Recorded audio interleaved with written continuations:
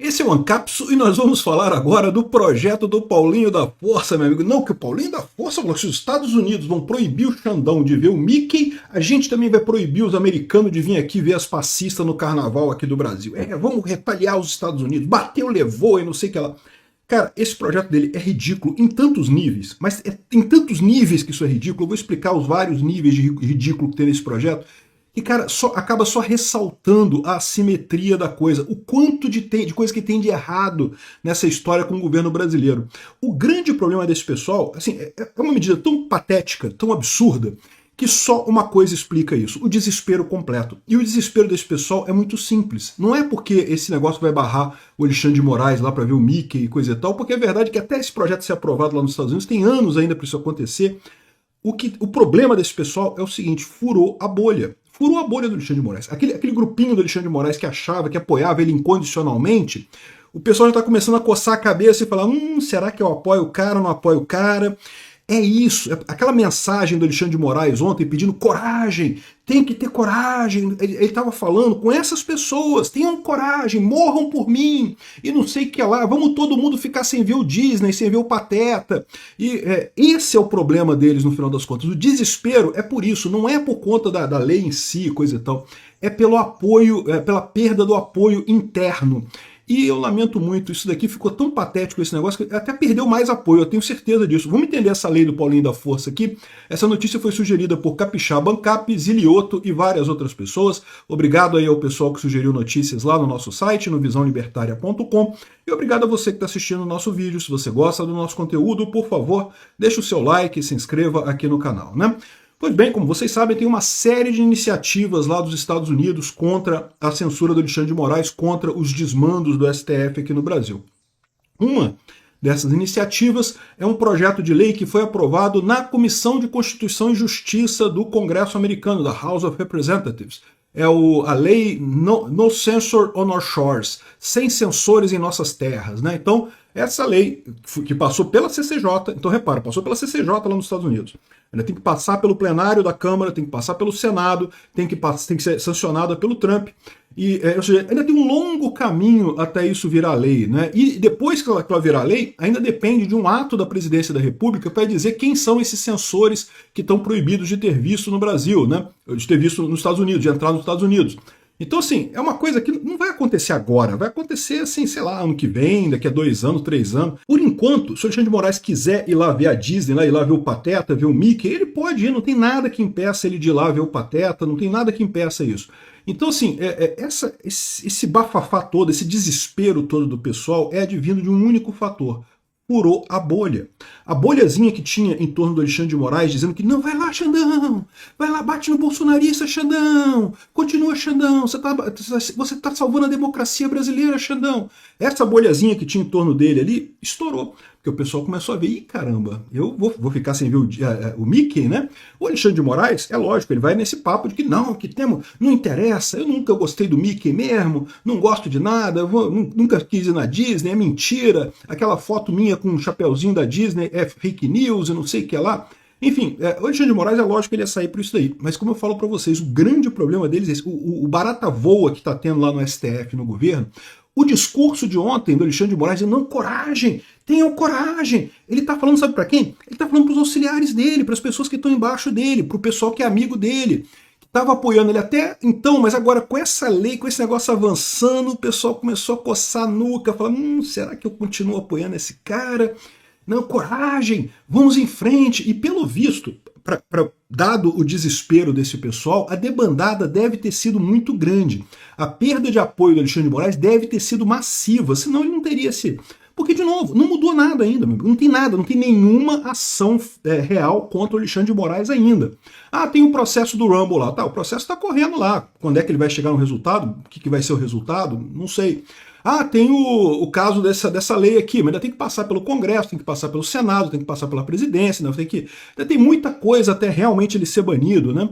Ou seja, por que ele... tem também o caso do relatório da OEA, que também vai sair o relatório da OEA em algum momento por aí, né? Enfim, tem o ato Magnitsky lá, de colocar ele na lista Magnitsky, que tem os senadores pedindo também. Agora o Mike Lee, que é um outro senador, pediu também para incluir o nome dele nessa lista e coisa e tal. Mas tudo isso, por enquanto, não tem nada. E assim, e nada indica que será alguma coisa rápida. Tudo indica que vai ser alguma coisa em algum tempo, né?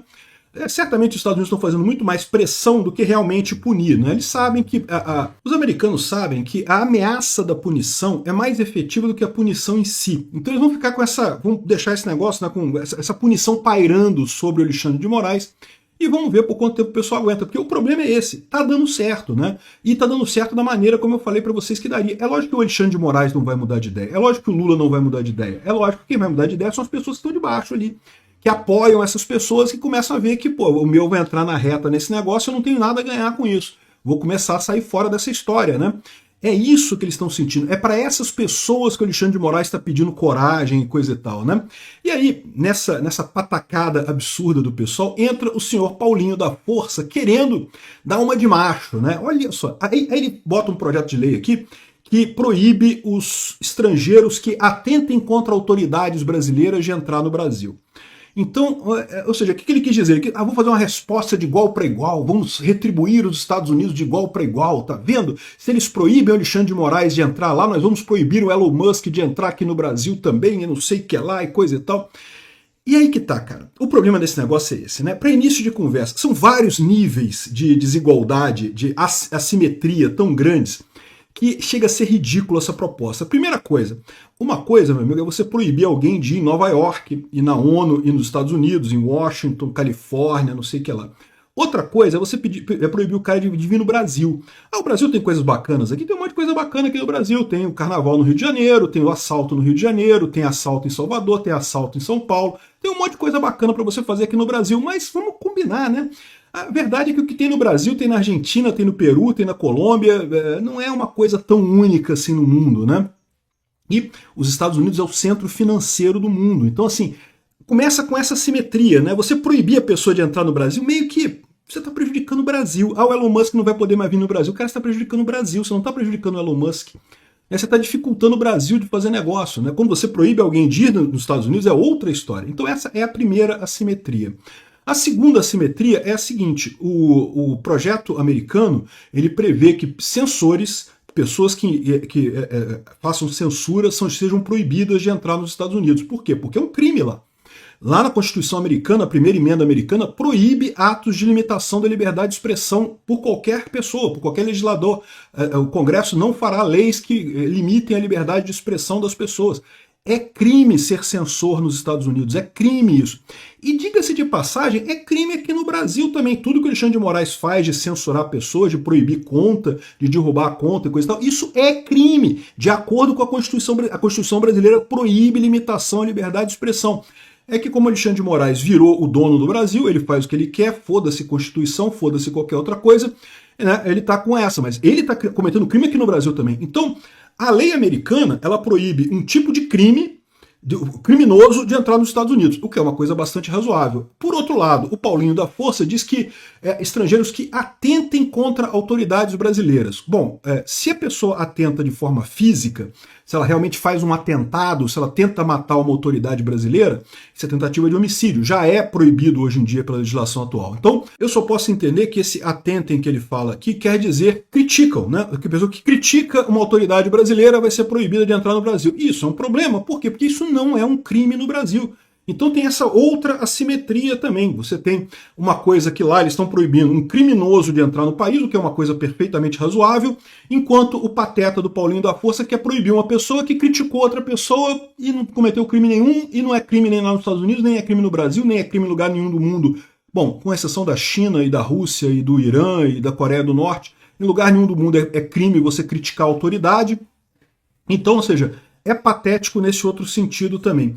Mas ainda tem um terceiro nível de assimetria nessa coisa que torna essa coisa ainda mais ridícula.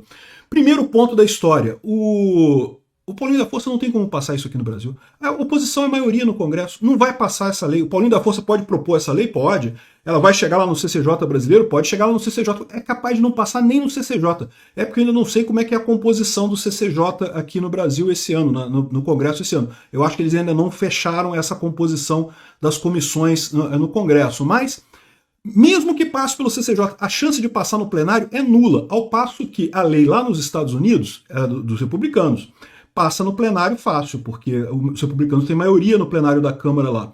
E passa no Senado fácil também, porque os republicanos têm maioria no Senado lá também. Aqui, da mesma forma, esse projeto Paulinho não passa nem na CCJ, muito menos na Câmara, e não passa no Senado também. Então, ou seja, isso é outra simetria. O governo Lula está cantando de galo aqui no Brasil como se ele controlasse o país todo, como se tivesse todo mundo do mesmo lado dele, quando não está. Ao contrário, está só a coligação PT-STF lutando contra isso. O Congresso, que é a maioria de oposição, não vai passar essa coisa. Então, reparou? A quantidade de assimetria, fica ridículo isso. Aqui, o projeto do cara, olha só, o projeto é patético aqui, ó. Essa lei altera os artigos 10 e 45 da Lei 13.445, que é a lei da migração, que é a lei que permite negócio de visto no Brasil, e diz aqui que o artigo 10 vai incluir o artigo 10 é isso aqui, essa aqui é a lei de imigração, né? Lei 13.445. Aí se você for aqui no artigo 10 dela, tá aqui, 7º, 8º, 10. Não se considerará visto. Aí tem algumas hipóteses aqui que diz em situações em que o Brasil não vai conceder o visto, né? A quem não preencher os requisitos, a quem comprovar a ocultação de impeditiva de concessão, a menor de 18 anos desacompanhado, não sei o que lá. E aí ele quer incluir um item aqui que é a quem se enquadrar na hipótese prevista do artigo 45, parágrafo 2º dessa lei. E esse artigo 45, parágrafo 2º é justamente a outra parte da lei que ele inclui aqui, ó. O artigo 45 passa a vigorar acrescido do seguinte parágrafo 2º. Então vamos ver aqui o parágrafo, artigo 45, aqui, ó, do impedimento de ingresso. Artigo 5º, artigo 45. Poderá ser impedido de ingressar no país após entrevista individual e mediante ato fundamentado a pessoa. Aí fala um monte de coisa aqui, as coisas que a pessoa poderia ser, né? Hoje tem um parágrafo único aqui, ó. Ninguém será impedido de ingressar no país por motivo de raça, religião, nacionalidade, pertencência a grupo social ou opinião política. Então repara que já tem um problema aqui, né? Mas enfim, tá aqui, ó. Parágrafo 2º. Será impedida de entrar no país a pessoa estrangeira que, nos termos de ato do Ministério do Estado de Justiça e Segurança Pública, tenha atentado contra as instituições brasileiras ou contra seus representantes legalmente constituídos com o objetivo de constrangê-los ou puni-los em decorrência de atos praticados no exercício legítimo do poder constituído.